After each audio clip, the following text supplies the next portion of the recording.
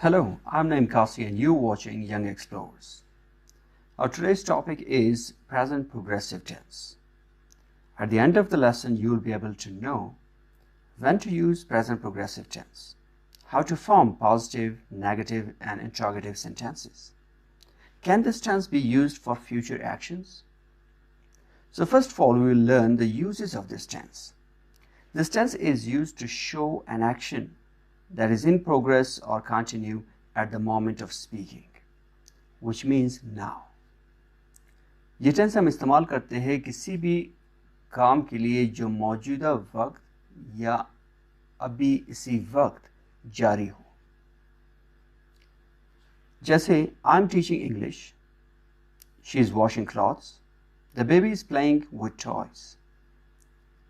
इन तीनों जुमलों में teaching, washing और प्लेइंग ये जाहिर कर रहा है कि ये काम अभी इसी वक्त जारी है। इसके अलावा this tense is also used for an action happening about this time but not necessarily at the moment of speaking. ये टेंस उस काम के लिए, उस अमल के लिए भी इस्तेमाल किया जा सकता है जो मौजूदा वक्त में होता हो, लेकिन ये लाजमी नहीं कि अभी इसी वक्त वो काम जारी हो। जैसे I am teaching English and learning French. आप किसी रिश्तेदार से मिलते हैं और वो आपसे पूछता है कि आप आजकल क्या करते हैं, तो आप उसे बता दें I am teaching English and learning French. तो इसका मतलब ये हुआ कि उस वक्त आप उससे बात कर रहे हैं, आप टीचिंग नहीं कर रहे हैं, आप लर्निंग नहीं कर रहे हैं। तो ये दोनों अमल उस वक्त नहीं हो रहे, लेकिन आपके रोज़मर्रा कामों में ये शामिल है। तो इनके लिए भी हम प्रेजेंट प्रोग्रेसिव टेंस इस्तेमाल कर सकते हैं। Next is this tense is also used for a definite arrangement in the near future. आप मुस्तकबिल करीब में कोई प्लानिंग करते हैं कोई काम करने के लिए, तो उसके लिए भी आप ये टेंस इस्तेमाल कर सकते हैं। जैसे कि I am watching movie tonight, या फिर he is meeting Jack tomorrow. This is near future, so for that you can also use present progressive tense in this way. Now we will learn the mechanics of this tense. जिनसे आपके जुमले बनते हैं उनमें ज़रूरी चीज़ें कौन सी हैं? Auxiliary verbs is, are and am, ये तीन ऑक्सिलरी वर्ब्स हैं इस टेंस के, और इनके साथ जो प्रोनाउंस इस्तेमाल होते हैं इसके साथ हम इस्तेमाल करेंगे ही, she, it.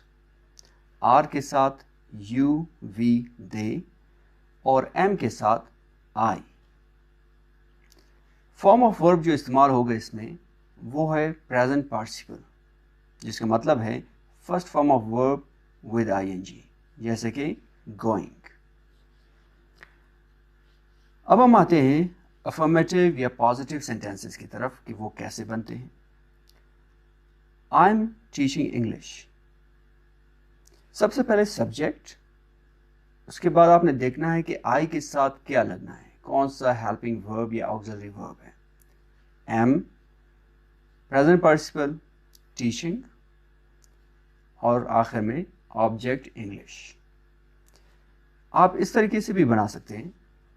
It is raining, subject plus helping verb plus present participle without any object. I hope this is clear here. Now moving towards some very important note. When two continuous sentences having the same subject are joined by and, the auxiliary may be dropped before the second verb. अगर दो continuous tenses इस्तेमाल हो रहे हैं, मतलब दो present participle इस्तेमाल हुए हैं और दोनों को एंड से ज्वाइन किया गया है, मिलाया गया है, तो उनके लिए आप एक ही हेल्पिंग वर्ब इस्तेमाल करें जो पहले आएगा, दूसरे के लिए अलग से इस्तेमाल मत करें।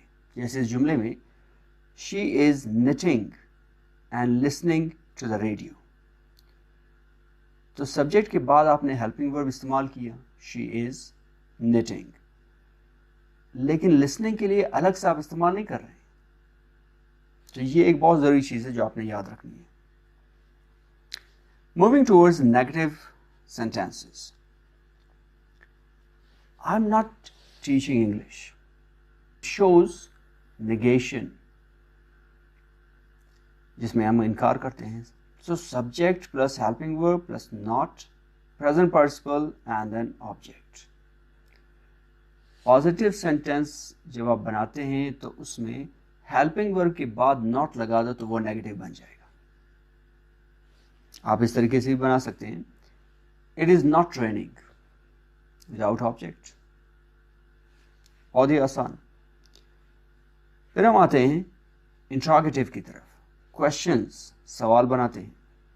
तो सवाल बनाने के लिए हम हेल्पिंग वर्ब को शुरू में ले आएंगे। Am I teaching English, question mark लाजमी रखना है। So first helping verb, subject, present participle और सबसे आखिर में ऑब्जेक्ट। या फिर is it raining, helping verb, subject, present participle.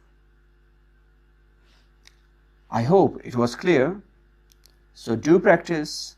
For more videos, subscribe and press the bell icon.